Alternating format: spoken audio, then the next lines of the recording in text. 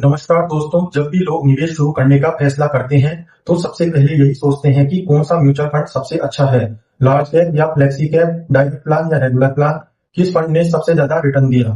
लोग घंटों रिसर्च करते हैं लेकिन एक सबसे महत्वपूर्ण सवाल को भूल जाते हैं, और वह है कि आप हर महीने कितना पैसा बचाकर निवेश करने वाले हैं।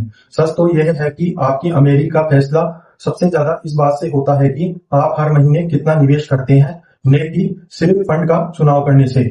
इसे एक आसान उदाहरण से समझते हैं। मान लीजिए दो दोस्त हैं, इन्वेस्टर ए और इन्वेस्टर बी।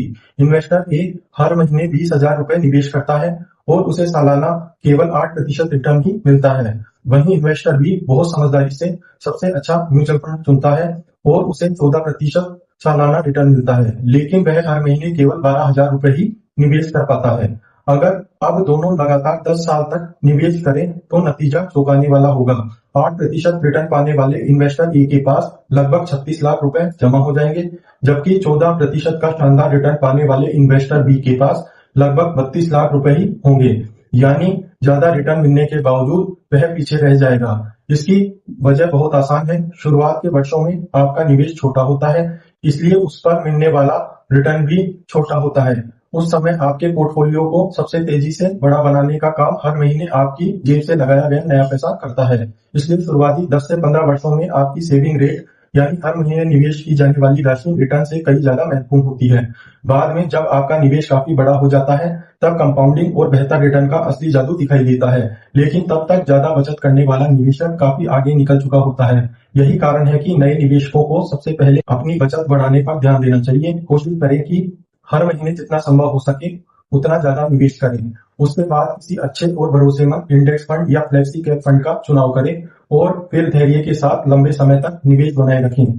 बार बार फंड बदलने या रोज पोर्टफोलियो देखने की जरूरत नहीं है। हालांकि इसका मतलब यह बिल्कुल नहीं है कि आप कहीं भी पैसा लगा दें। अगर पैसा केवल सेविंग अकाउंट में पड़ा रहेगा तो महंगाई उसकी कीमत कम करती रहेगी, और अगर बिना समझे क्रिप्टो या एफ&ओ जैसी जोखिम भरी जगहों पर निवेश करेंगे तो ज्यादा बचत भी आपको नुकसान से नहीं बचा पाएगी। इसलिए सुरक्षित और समझदारी वाले निवेश विकल्प चुनिए। नियमित निवेश की आदत बनाइए और सबसे ज्यादा ध्यान अपनी सेविंग रेट बढ़ाने पर दीजिए। हमेशा याद रखिए, अमीर बनने वालों को सिर्फ ऊंचा रिटर्न अमीर नहीं बनाता, बल्कि हर महीने लगातार और बढ़ती हुई बचत उन्हें आर्थिक रूप से मजबूत बनाती है। जितना ज्यादा निवेश करेंगे उतनी तेजी से आपकी संपत्ति बढ़ेगी और आपका भविष्य उतना ही सुरक्षित होगा। अगर आपको यह जानकारी काम की लगी हो, पसंद आई हो, तो वीडियो को लाइक करें, वीडियो को शेयर करें और चैनल को सब्सक्राइब करना ना भूलें। मिलते हैं नेक्स्ट वीडियो में। Thank you.